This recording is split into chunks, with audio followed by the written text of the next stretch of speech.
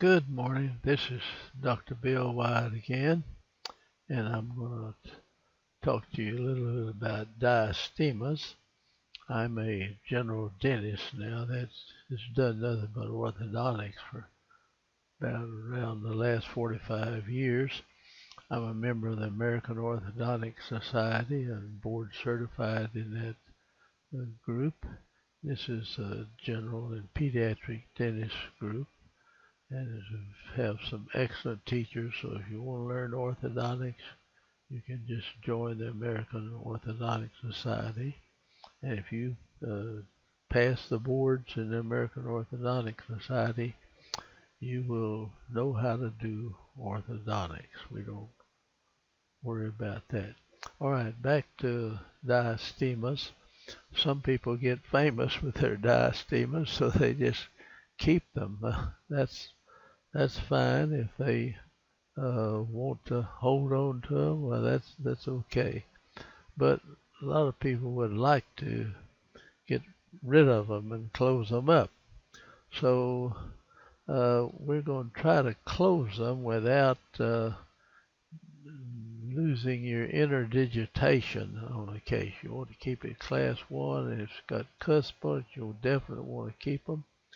Now you try to save the overjet and overbite. On this particular case, we're going to end up with an end-to-end bite, but it looks so much better than with the diastema, so we'll vote to go ahead and keep it. Here is the young lady that we're going to be working on, and this is just too much. I mean, it that just looks bad, and so we're going to try to close this thing up. And we've got I'm going to show you the models here, but we're going to lose a little bit of the overjet. We're going to end up with it sitting right up on top of the teeth. It's a kind of an end-to-end bite in here, and then we'll be able to close this. We'll bring the cuspids in a little bit and pick this up, and we do a little bit of addition to the anterior teeth to close it up. I'll have to show you, but it looks a lot better, and she was very happy with it. So now, looking from underneath, you can tell we can close some of the space down on the bottom. If you can close any there and then close this up. Now you have to be careful.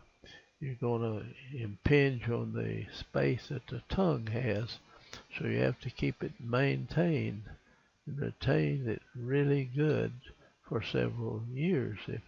And if the tongue is crowded out after you squeeze this together a little bit, maybe close this whatever you can, you're going to take some space from the tongue, and then when you put a retainer in there, you're going to take some more space. So the tongue is going to push on this.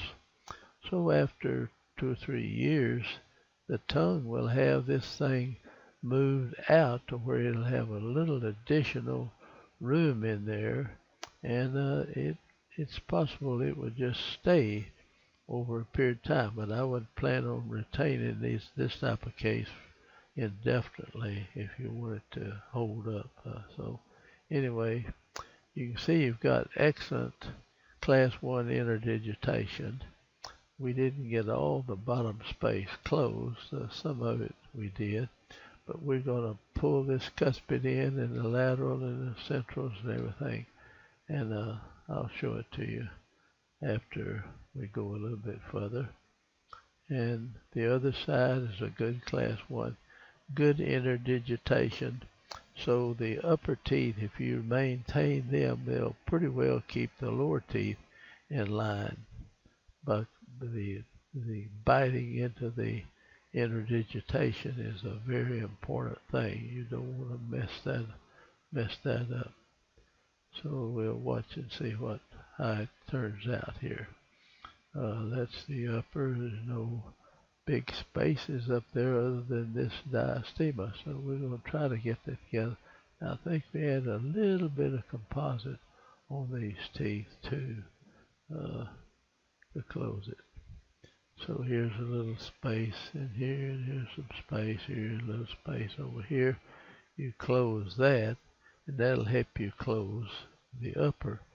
But then as you bring it back and climb up to edge, you'll also close some space. Okay, here we have finished this case, and you look at the cuspids are a little bit closer in here, not much. And then we pick these teeth up. They had a little bit of overjet and overbite. We brought them back and closed them. And the teeth are slightly wider, but not much.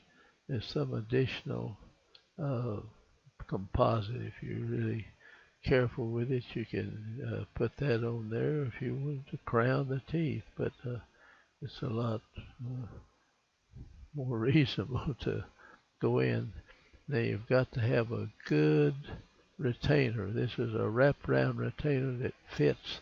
This wire fits against each one of those teeth. And if you wanted to, you could set this wire where you could hold it a little bit lower down here by just putting a little bit of composite above the wire so it would stop the wire wherever you want it here. And that stays with them. They're going to have to wear that for a long time. All right, looking from the side, see the interdigitation here is quite good, and that will help keep this lined up. That will definitely put a 3-3, really stout 3-3 on the lower anterior in the retention of this type of case. And this is a good interdigitation. That tooth will come down in there a little bit more, and that kind of helps hold the lower arch if you hold the upper arch, and then we'll have a 3-3 that comes across here.